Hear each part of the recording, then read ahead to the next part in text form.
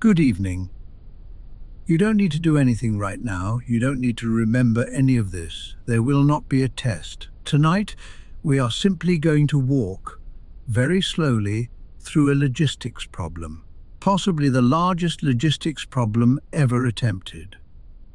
Every year on the night of December 24th, a single sleigh departs from a facility near the geographic North Pole. Its task is straightforward to state and very difficult to do. It must visit, in one night, the home of every child on Earth who is expecting a visit. Let us consider what that means. Slowly, with no particular urgency. There are roughly 2 billion children in the world. Not all of them are expecting a visit for reasons of tradition, ambition, geography, and household preference. The Department of North Pole Operations Research, whose annual briefing this is, estimates the served population at a little under 1 billion children, distributed across approximately 600 million households. 600 million stops. One night, one sleigh. Now, before you feel any concern on the sleigh's behalf, you should know about the first great advantage in this problem, which is the rotation of the Earth. Midnight is not one moment. Midnight is a wave. It begins near the international dateline, out over the dark Pacific, and it rolls westward around the planet at 1,100 kilometers per hour at the equator, slower toward the poles. If you begin your work at the dateline and travel west with the night, you are not given one night to work with. You are given 31 hours. 31 hours of continuous darkness handed to you by the physics of a spinning planet. The Earth, in this sense, is cooperating. It always has. 31 hours is 111,600 seconds. 600 million households divided by 111,600 seconds gives us our first operational figure, and it is the figure around which everything else in this briefing is organized.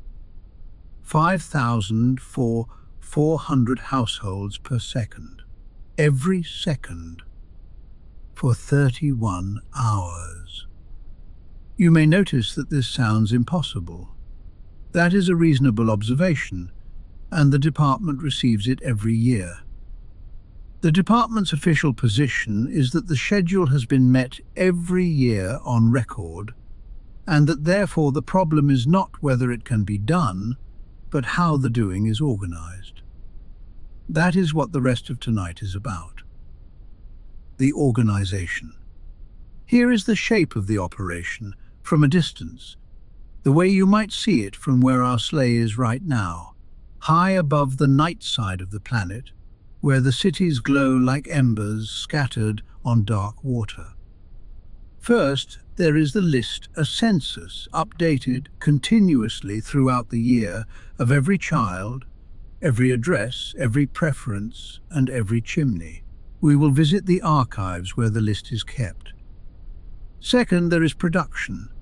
A workshop must manufacture, wrap, label, and stage roughly 1 billion gifts, on schedule with essentially no tolerance for error, because there are no second deliveries. Third, there is the payload problem. 1 billion gifts have mass. Mass must be carried. We will do that arithmetic together, gently, and we will meet the engineering answer to it. Fourth, there is the route. 600 million stops must be placed in a single continuous sequence, the largest instance of what mathematicians call the traveling salesman problem ever solved. We will spend some time with the route. The route is the department's masterpiece. Then flight. Then the deliveries themselves, which happen faster than you can blink. Then the cookies. There is an entire chapter on the cookies, because the numbers there are, frankly, remarkable. And then the long flight home into the dawn, which is where every briefing and tonight will end.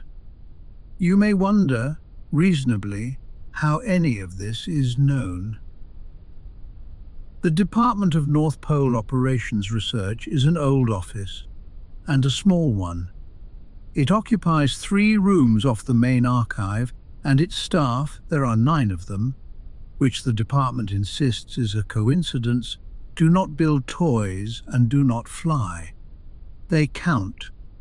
They have counted for centuries in ledgers that now fill a wall, and once a year they compile the counting into the briefing you are hearing now. The briefing is read aloud each December, by tradition, to an audience that is encouraged to fall asleep during it. This is not an insult to the material, it is the standard of success. A logistics operation whose annual report keeps people awake, the department maintains, is an operation with problems. This operation does not have problems. It has figures, and the figures hold. And so the briefing is, by design, the most reassuring document produced anywhere on Earth. You are welcome to stop listening at any point. The figures will go on holding without you. None of this requires anything from you. The schedule is not your responsibility. The 5,400 households per second are not your households. Tonight, the only correct contribution to the operation is to rest. The sleigh is already out there, in the dark, above the turning earth, doing the arithmetic on your behalf. Let us begin with the list.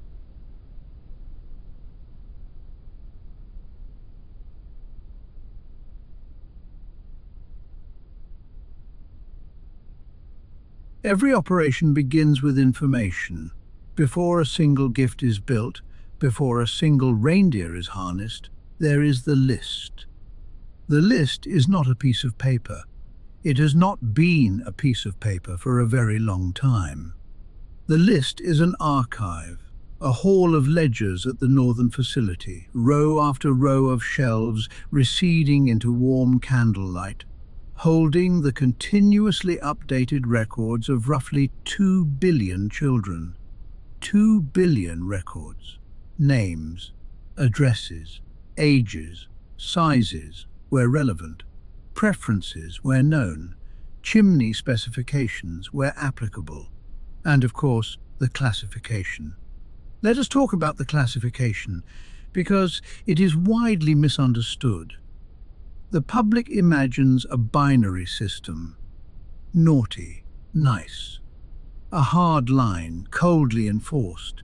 The department wishes it to be known that this is not how the system works, and has never been how the system works. The classification is a threshold model, and the threshold is set generously. Behavioral observations accumulate throughout the year. Small kindnesses, ordinary patience. The quiet decision to share something that did not need to be shared. These are weighted.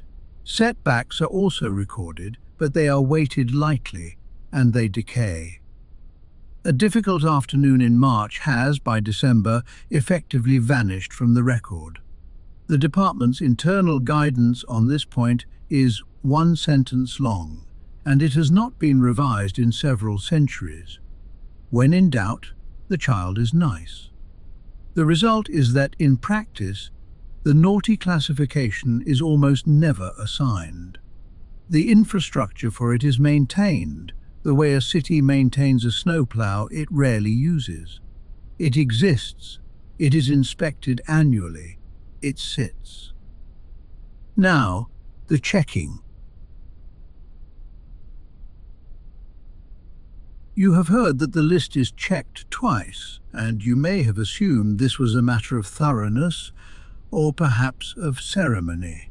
It is neither. It is error correction, and it is one of the oldest formal error correction procedures in continuous operation anywhere. Consider the problem.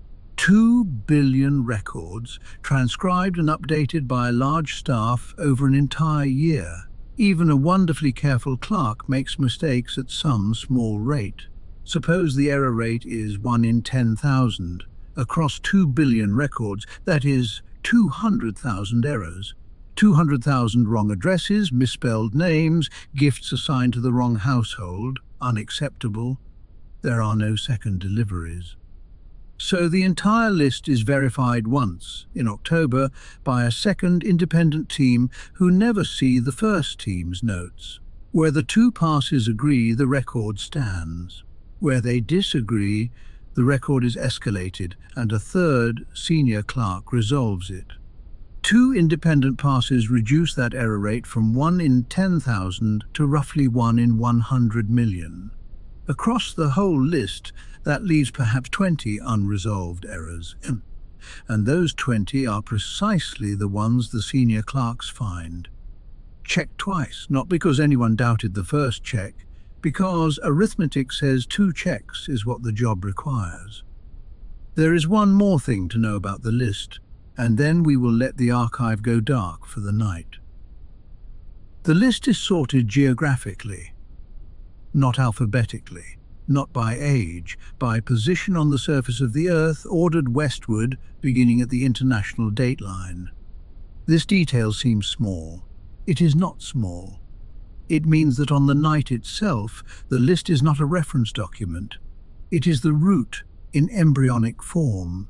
The order in which the records sit on the shelves is very nearly the order in which the households will be visited. The clerks who maintain this sorting spend their entire year, in effect, pre-solving a piece of the night. When a family moves house in April, a clerk somewhere lifts a record from one shelf and carries it down the long candlelit rows to another, and in doing so, quietly reroutes the sleigh 8 months in advance. There is a room adjoining the archive that deserves a moment before we move on: the mail room. Letters arrive all year, but the great tide comes in from late November. Millions of envelopes a day at the peak, addressed with varying precision. Santa, North Pole, is sufficient. The postal services of the world have long-standing arrangements on this point, none of them written down, all of them honored. Every letter is read. This is not a courtesy claim, it is a staffing line item, the largest in the department after production itself. Reading elves work in long rows by the windows, and each letter is read twice, once for the requests, which are logged against the list, and once for everything else. The everything else is often the important part. A child who asks for nothing but mentions that the dog has been sick. A child whose letter is mostly a drawing. A child who writes to ask whether the reindeer get cold. These letters are routed to a separate desk, an old one near the fire, where the answers are composed. The reindeer, for the record, do not get cold. They are built for it, and they are told about every letter that asks. Requests logged from the mail run about 4 weeks ahead of production, which is precisely the buffer the workshop schedules against. In this sense, the children of the world are not merely the recipients of the operation. They are its forecasting department, and they are, year after year, remarkably accurate. The archive closes at dusk on December 23rd. The final records are shelved. The candles are drawn down. And the whole long haul of the world's children, sorted and checked again, goes quiet. Finished. For another year, with its only task.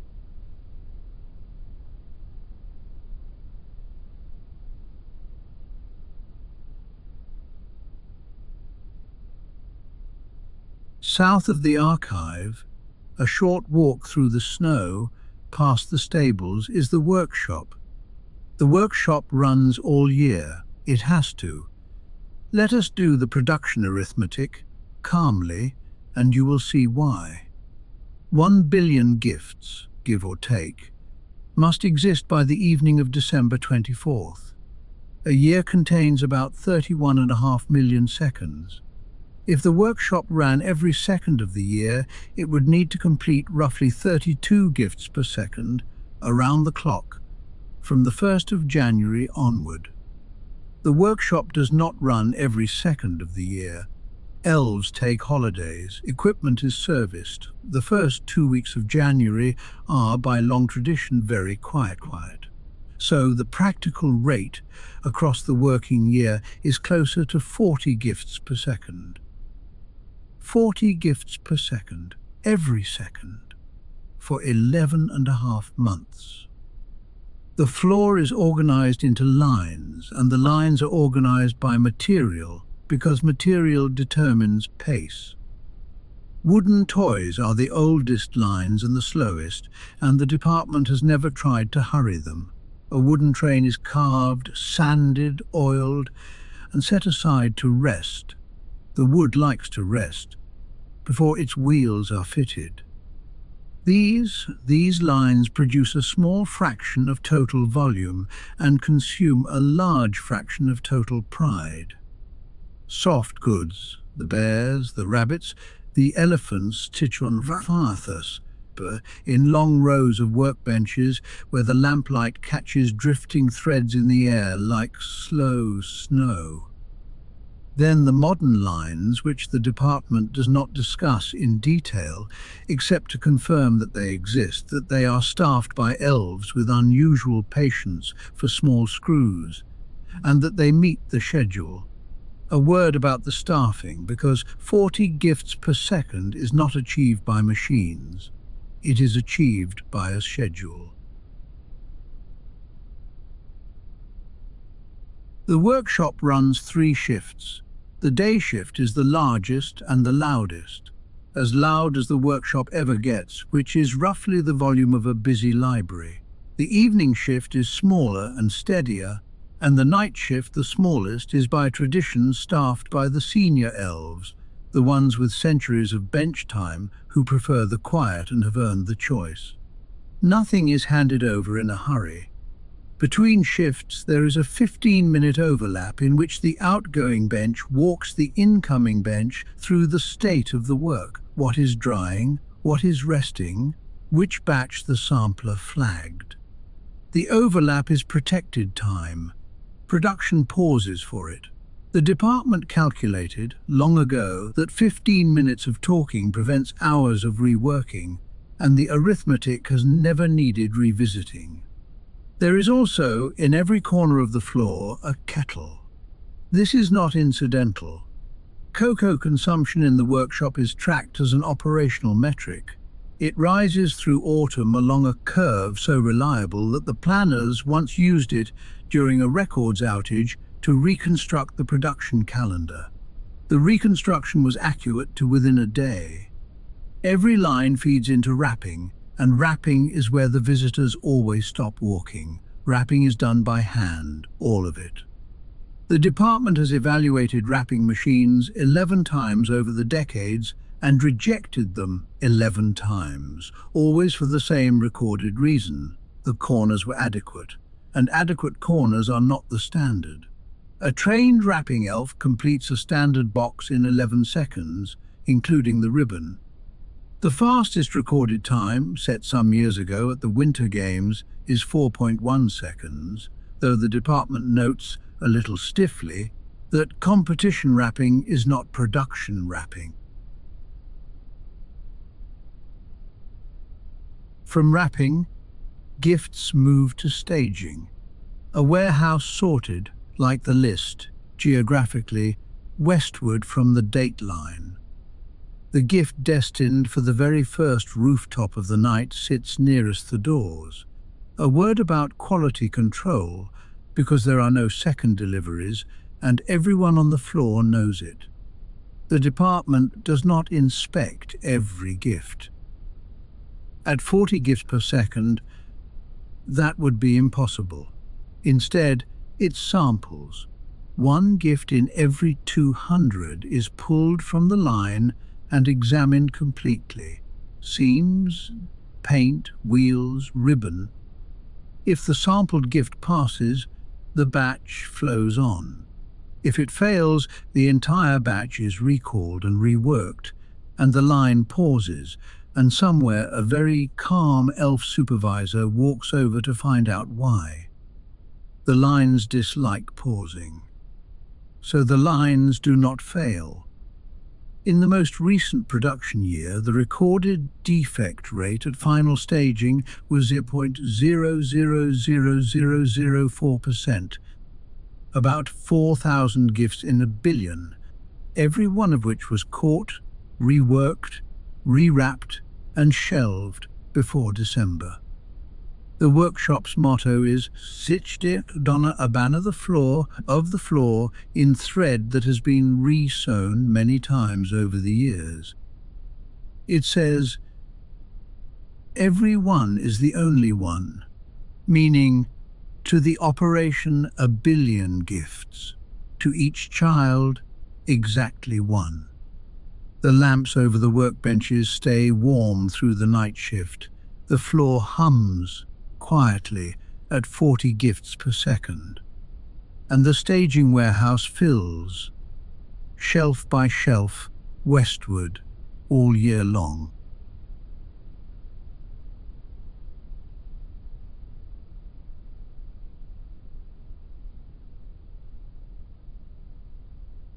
We come now to the part of the briefing where the numbers become uncooperative and the department becomes quietly evasive. This is the payload problem. It is best approached the way we will approach it, slowly and lying down. 1 billion gifts. Assume, conservatively, an average of 1 kilogram per gift. Some are lighter, a deck of cards, a whistle. Some are very much heavier, and the department asks the bicycle families to know that they are seen. 1 billion kilograms, 1 million metric tons.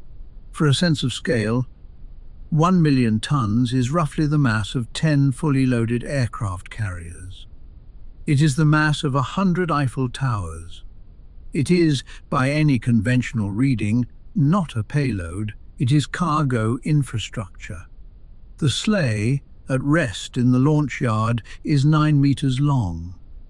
Let us extend the difficulty before we resolve it, because the department believes a problem should be fully appreciated before it is dismissed.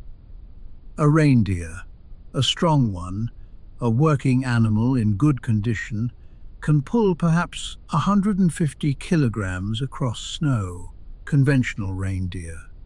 On the ground, 1 million tons divided by 150 kilograms per animal would require approximately 6.7 million reindeer. Harnessed in the traditional two abreast configuration, the team would extend a little over 5,000 kilometers, which is to say, a sleigh departing the North Pole would have led reindeer arriving in Rome before the runners moved. The operation uses 9.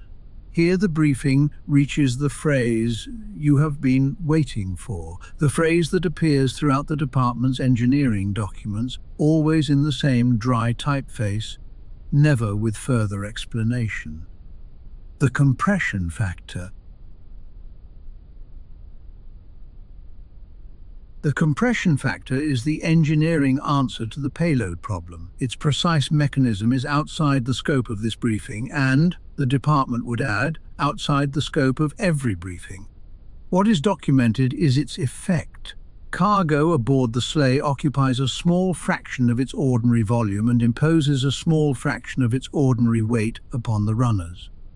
The engineers treat the compression factor the way sailors treat the wind. They do not explain it, they measure it, they respect it, and they build everything else around it. What they will discuss at length if you let them is the loading order, because compressed or not, 1 billion gifts must come out of the sleigh in exactly the reverse order they went in. Last loaded, first delivered. The staging warehouse, sorted westward all year, empties into the sleigh eastward, so that the night can unspool westward again, gift by gift in sequence without a single moment of searching. Loading takes 3 days. It is done in silence by the most senior elves, working from lists they have long since memorized. Since we are in the launch yard, we should meet the team properly, because the 9 are not interchangeable, and the harness order is not decoration. It is an org chart. The 2-wheel positions nearest the sleigh take the load of every turn. They are the strongest, and they are Donner and Blitzen, and they have opinions about amateur cornering. The 2 swing positions ahead of them, Comet and Cupid, set the rhythm of the team, and a team at 6,000 kilometers per second lives or dies by rhythm. The team positions, Prancer and Vixen, are the specialists in weather, the first to feel a crosswind and lean into it before the instruments notice. And the 2 lead positions, Dasher and Dancer, do the steering. 300 million course adjustments a night, split between 2 animals who have worked side by side for longer than most countries have existed. Then, forward of the leads, alone, the navigation position. Rudolph. Not in the traditional harness rows at all. A 9th position that did not exist for centuries, added the year the fog town over the whole unsnayed, and never removed since. The team trains together all year. Their fitness program is documented. Their diet is documented. We will return to the carrots. And their pre-flight routine on the 24th has not changed in living memory. A slow walk around the loaded sleigh once. In silence, each animal looking at the thing they are about to carry around the world. Whether this is inspection or ceremony, the department has never asked. Some figures are not for counting. On the evening of the 24th, the sleigh stands in the launch yard under the aurora, loaded. The runners sit lightly on the snow, improbably lightly, the compression factor at work. The 9 reindeer stand in harness, breath rising in slow columns. 9 animals, where arithmetic demanded 6.7 million. The department's engineering review closes its Payload chapter the same way every year, with a single sentence that is either a confession or a boast. And after all these centuries, no one is sure which. The margins are magical, and they hold. They hold.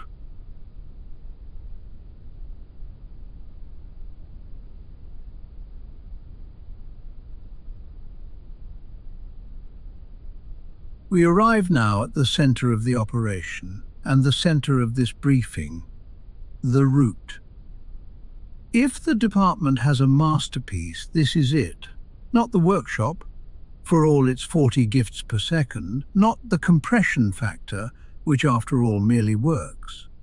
The route, the single continuous path connecting 600 million households in one night, is the finest solved problem in the history of logistics, and tonight, with nowhere to be, we can afford to admire it slowly.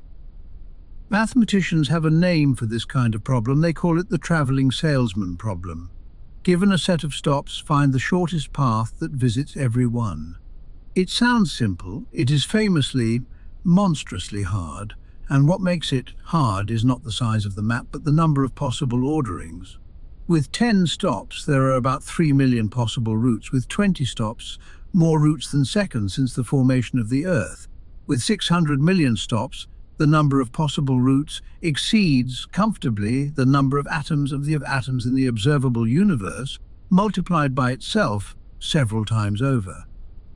No computer on Earth solves that exactly. The route planners do not solve it exactly either.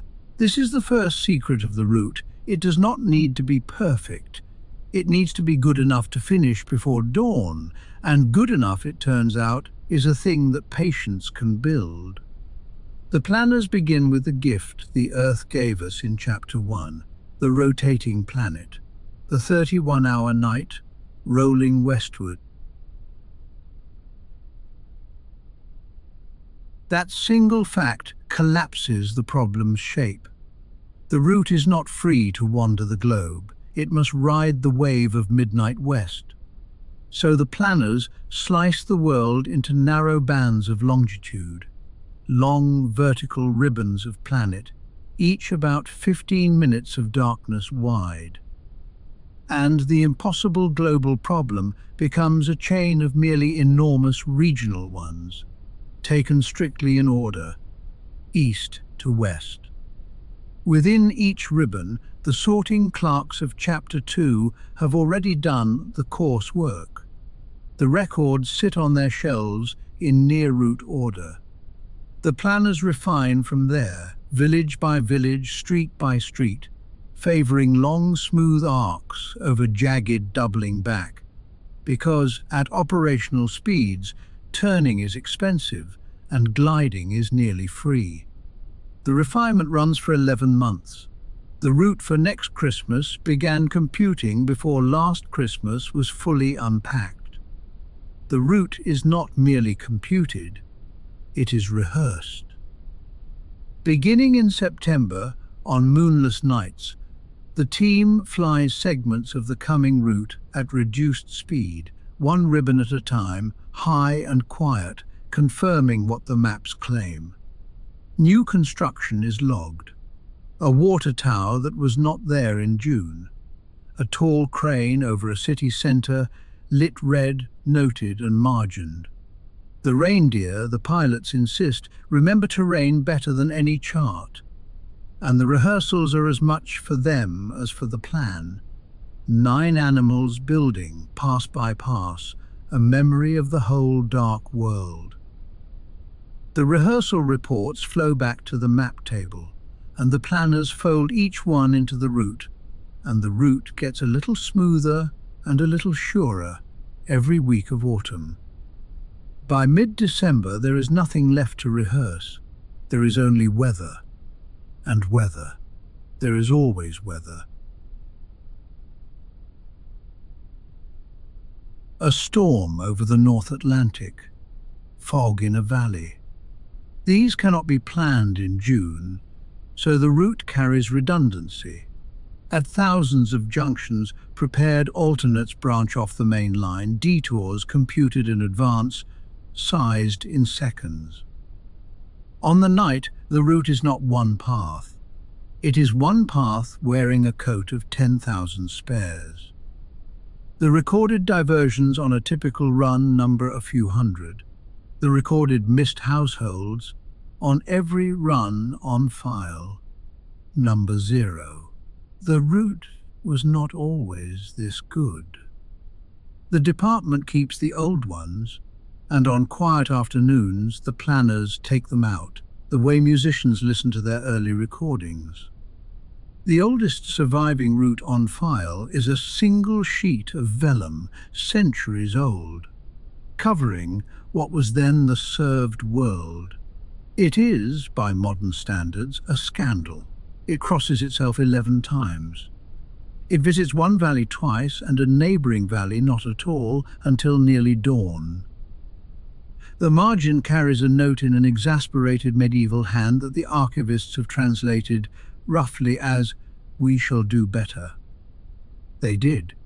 Every year since, without exception, the route has been shorter than the year before it, adjusted for growth. A centuries-long unbroken streak of improvement that the planners track on a chart running the length of their longest wall. The gains were enormous at first. Whole hours recovered by the first geographic sorting of the list, by the first use of the midnight wave, by the realization, someone's long-ago name not recorded, that the coastlines could be flown as single sweeping curves instead of town-by-town zigzags. The gains now are small. Last year's route improved on the previous year's by 11 seconds. 11 seconds wrung from 700 million kilometers by a year of work. The planners consider this their finest result in decades.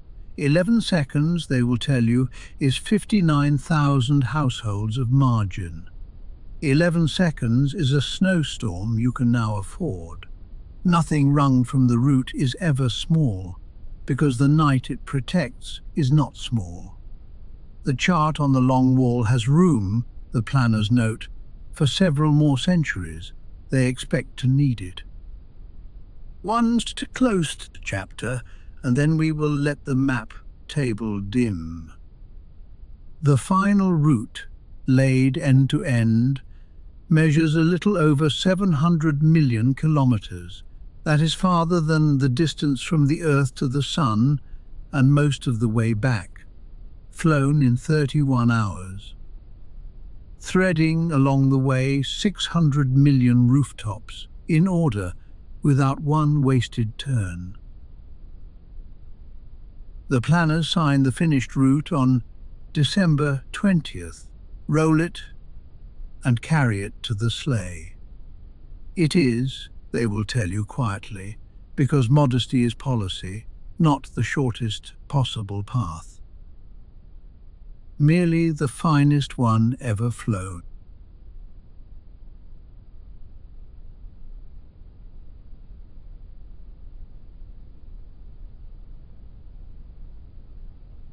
The sleigh is airborne now. It has been airborne in our telling for some time. Let us talk about how fast it is going. And then let us talk about why nothing about that speed feels fast from where the sleigh sits. 700 million kilometers of route, 111,600 seconds of night. Divide one by the other and the cruising figure emerges, a little over 6,000 kilometers per second. 6,000 kilometers per second is roughly 2% of the speed of light. It is fast enough to cross the Atlantic in the time it takes you to blink slowly, which, as it happens, you may be doing now. That is fine. The briefing continues either way.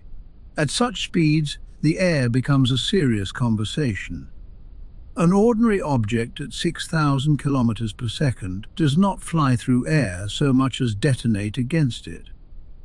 Fraction heats the leading surfaces to temperatures usually reserved for the insides of stars. The engineering literature on meteor showers is, in essence, a catalogue of objects that attempted this without preparation. The sleigh is prepared. The same unexplained engineering that compresses the cargo also, the flight documents note in that dry typeface, manages the interface with the atmosphere. Air parts around the vehicle early and rejoins it late, and the passage registers on the ground as nothing more than a soft pressure, the kind that makes shutters knock once gently on a still night. One system aboard runs hot by design. The forward navigation light, a biological instrument mounted at the front of the team, glowing a patient red, brightest, pilot's logs confirm in fog. The department has never issued a full technical specification for the nose. It issues instead an annual statement of confidence. The statement is one word long: Rudolph. Inside this sleigh, none of this feels like velocity. The same effect that quiets the air quiets the ride. Witnesses, there are a few, over the centuries, mostly children who were supposed to be asleep, described the sleigh's passage overhead not as a streak, but as a calm, gliding, unhurried, almost slow. There is a clock aboard the sleigh, and it is worth a slow moment because it is the strangest instrument in the fleet. At 2% of the speed of light, the physics of moving clocks begins very faintly to apply.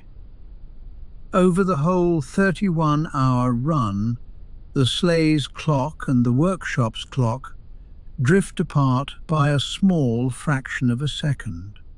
The sleigh, in the strictest sense, returning home very slightly younger than the night it flew through. The navigators account for this. Of course they do. The schedule is written in seconds, and every one of them is spoken for. The correction is entered each year in the flight log. Dicken, the try handring, under the hand, and the same, dry hand, under the same heading, which reads, and the department has declined for centuries to give it a more formal title, the Long Night Allowance. The pilots like the phrase. The night is long, they say. It is allowed to be. Both are true, 6,000 kilometers per second and unhurried. It is possible to be both. Tonight is the proof.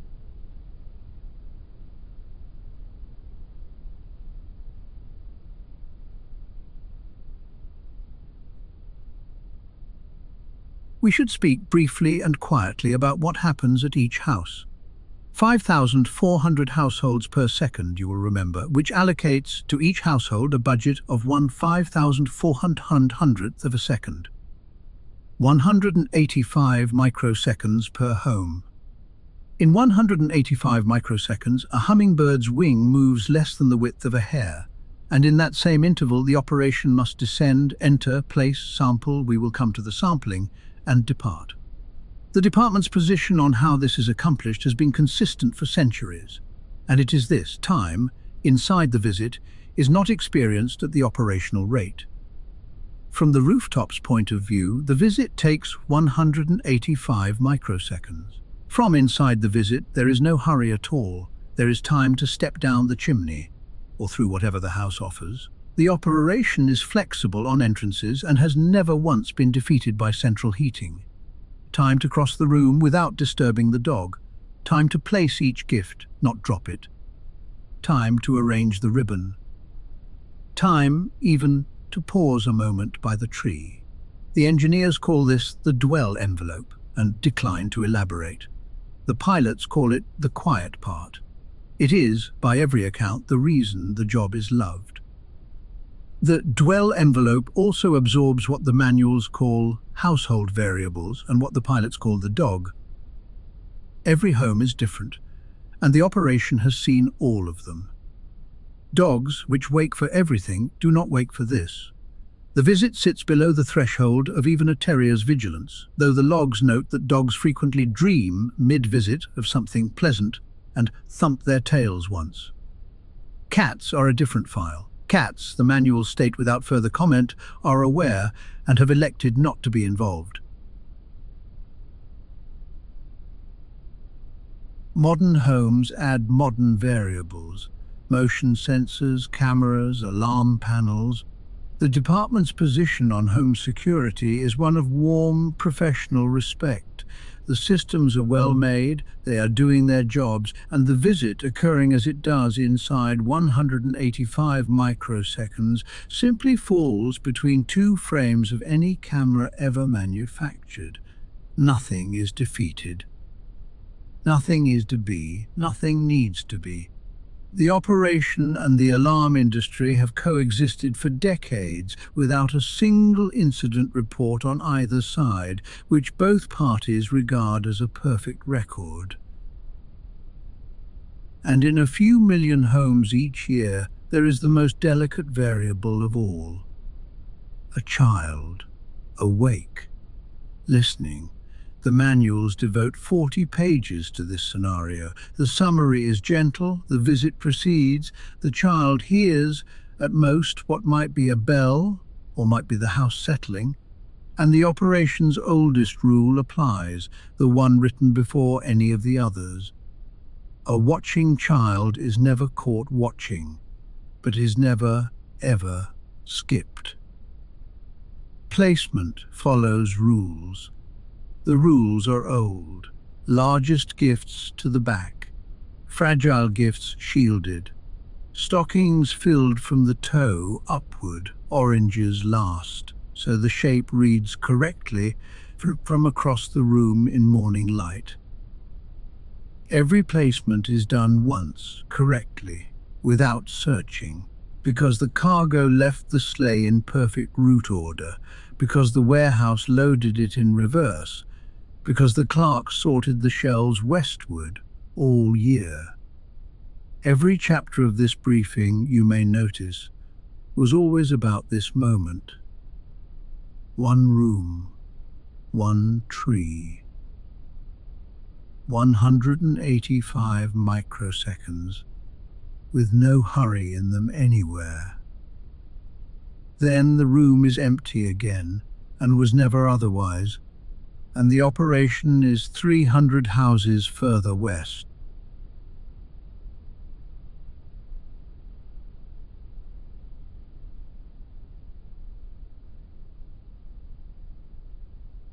There remains the matter of the cookies.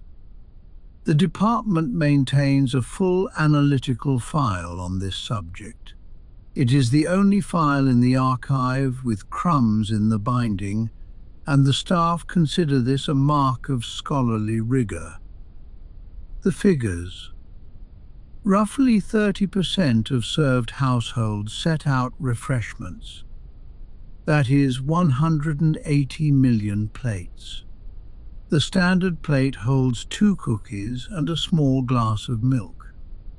Regional variation is wide and warmly documented. Mince pies here, rice pudding there, and in some sensible countries a carrot for the reindeer, which the department wishes to encourage. 2 cookies at 150 calories each, plus the milk. Call it 400 calories per plate. 180 million plates.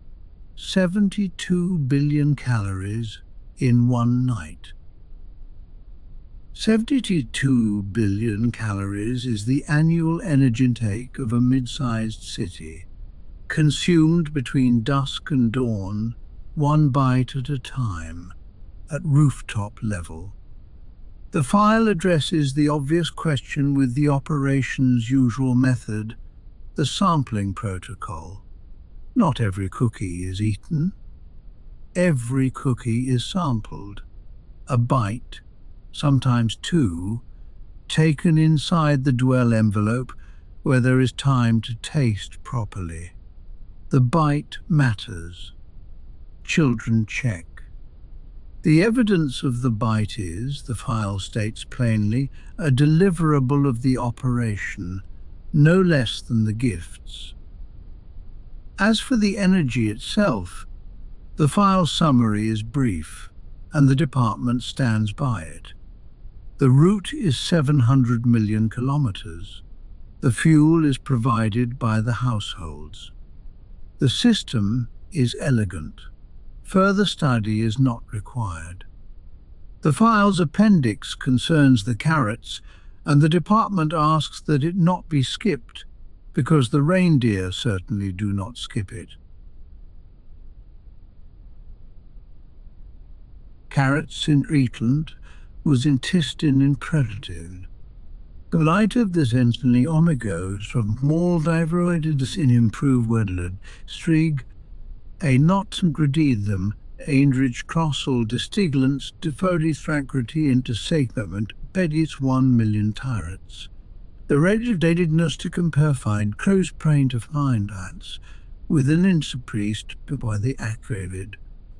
Adoth essentially enden is divided and the lit of docking agreemings with discrimination disfaked, district for the elves modest, taking the accurate and infosid.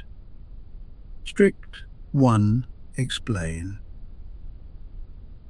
Mandust anile.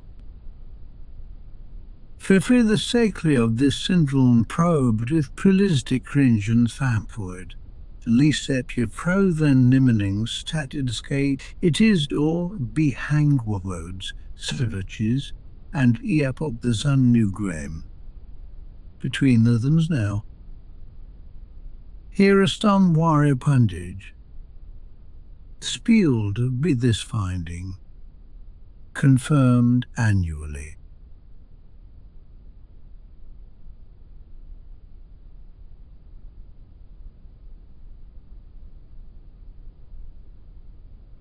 The last house is always somewhere in the far Pacific, on the western edge of the night.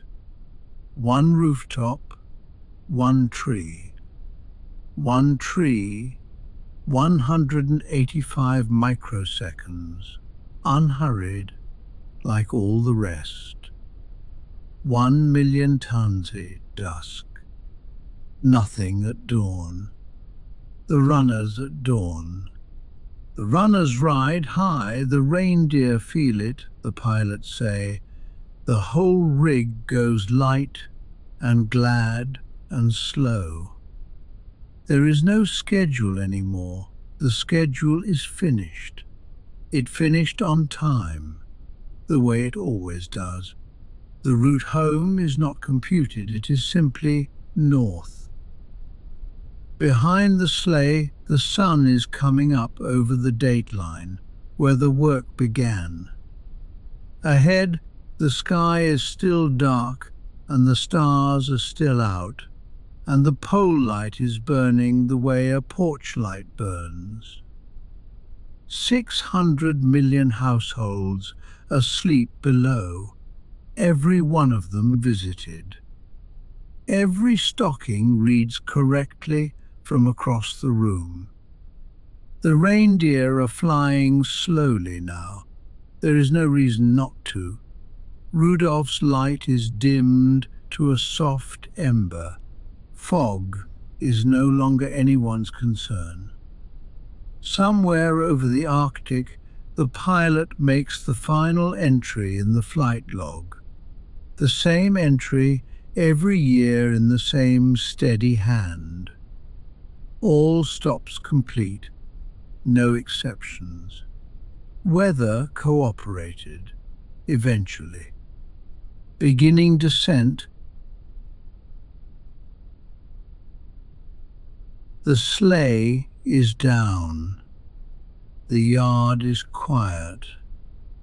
The reindeer are stabled and fed and thanked, one by name. In the archive, a clerk opens next year's ledger to the first page and closes it again. Not yet. The workshop lamps go out in rows. The kettle in the corner clicks off, last of all.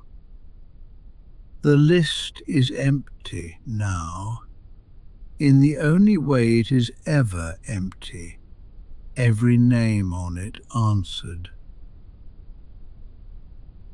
2 billion children, asleep. You among them by now, or close. The operation has no further requirements this evening. The debrief is adjourned. Good night.